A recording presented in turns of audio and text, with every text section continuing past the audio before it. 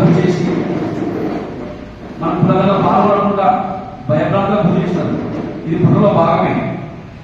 ఏమేంటంటే ఇలా 60% జనాభా ఉన్నాం మనం రాష్ట్రంలో కానీ దేశంలో కానీ తక్కువ చేసి చూపించి బీసీలు చైతన్యవంతులు అవుతున్నారు, వీళ్ళు చైతన్యవంతులు అయితే రాజకీయంగా బలపడితే మనం తప్పుడు ఉడకవు, మన ఎవరు సాగదు అనే ఉద్దేశపూర్వకంగానే పుట్ట జరిగింది.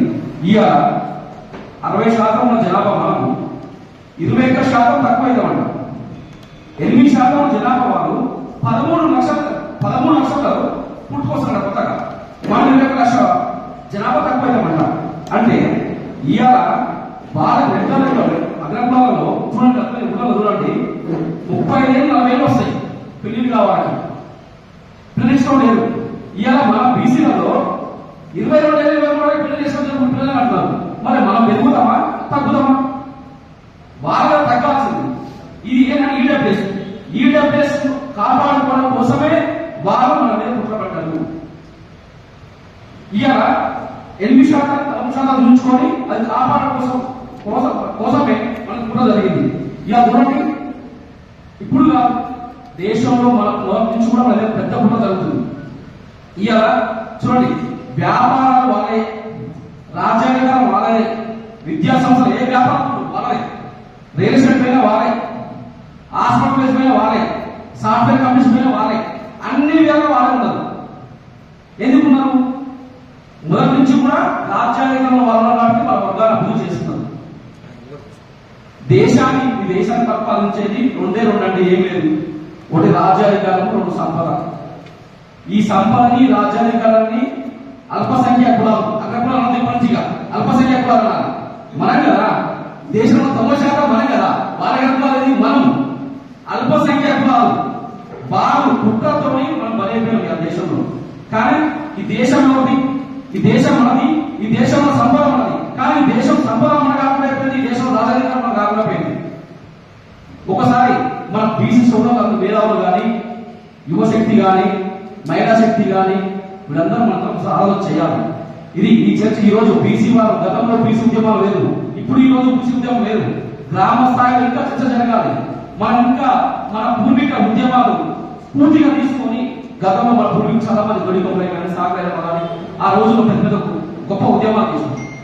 వాళ్ళ ఈ సోషల్ మీడియా ఏమీ లేవు, రవాణా సరిగా లేదు. రమ్మాలంటే వాళ్ళ నుంచి మన వ్యక్తులు రమ్మాలంటే ఈ ఊరు నుంచి ఇంకో వ్యక్తిపై చెప్తే కానీ తెలియదు. మరి ఆ రోజు ఆ భయపడకుండా వాళ్ళు జరిగే అన్యాయం పైన గొప్ప గొప్ప ఉద్యమాలు చేస్తారు.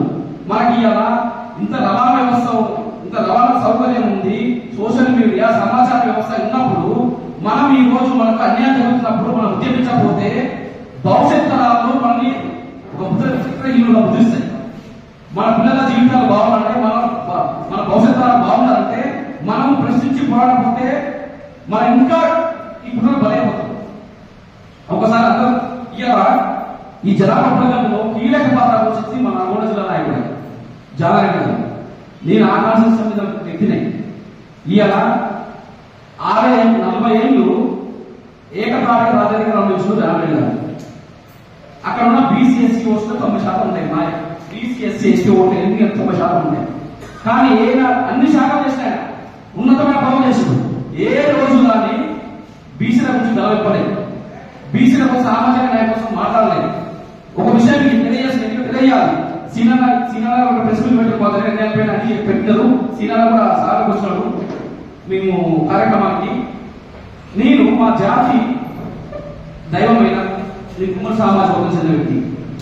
మా జాతి దైవమైన మొల్ల కవి, మొల్ల 400 సంవత్సరాలు శ్రీకృష్ణ కథలో శతాబ్దం కవి. ఆ రోజుల్లో మహిళలు ఆ రోజుల్లో విద్య అంటే నిషేధించబడింది వాటిని. ఆ రోజుల్లోనే ఆ చదువుకున్న గొప్ప మంత్రం, మంచి మహానివాడైంది. అలాంటి విధానం మేము ఏర్పాటు చేసుకుంటే మన జాతిలో ఎందుకు వస్తుంది, మన బీసీ కులాల్లో ఎందుకు వస్తుంది, చైతన్యవంతులు ఏదో ఒక కార్యక్రమాలు చేసుకుంటాం. విధానం పేరుతో, వడ్డలతో, జయంతో ఏదో ఉంటుంది అనే ఉద్దేశపూర్వకంగా మేము అక్కడ ఉన్న సమస్యలు అర్థం చేసుకుని ఎమ్మెల్యే గారు కలవకపోయినాం. అక్కడ ఉన్న ఎమ్మెల్యే గారు కలవకపోయినాం. అలా దానికి తనయుడు జయగురెడ్డి, రఘురెడ్డి అలా ఎమ్మెల్యే ఎంపీ వాళ్ళు పోతే ఫస్ట్ పెట్టుకోమని చెప్పినాను మనకు.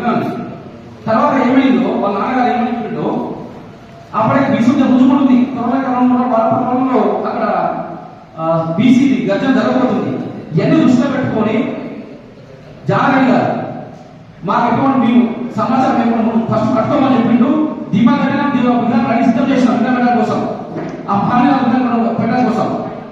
ఈ మా పోలీస్ మన కమిషన్ అలాగే మున్సిపల్ కమిషన్ ఫోన్ చేసి మున్సిపల్ కమిషన్ కట్టుకోమని చెప్పిండు, ఎమ్మెల్యే కట్టుకోమని చెప్పిండు, అందరూ చెప్పినాం. మా దగ్గర సార్ రద్దు చేసినాడు, కట్టుకోమని చెప్పాను, ఏమైనా ఎంత వచ్చి జాగ్రత్త చూసుకోవాలని చెప్పేసి మా తెలియకుండా నేను నాకు వెళ్ళిపోయిన కమిషన్ ఫోన్ చేసి అడగకుండా మున్సిపల్ సిబ్బంది పంపించేసి కూలగొట్టడం మొదలుపెట్టాను.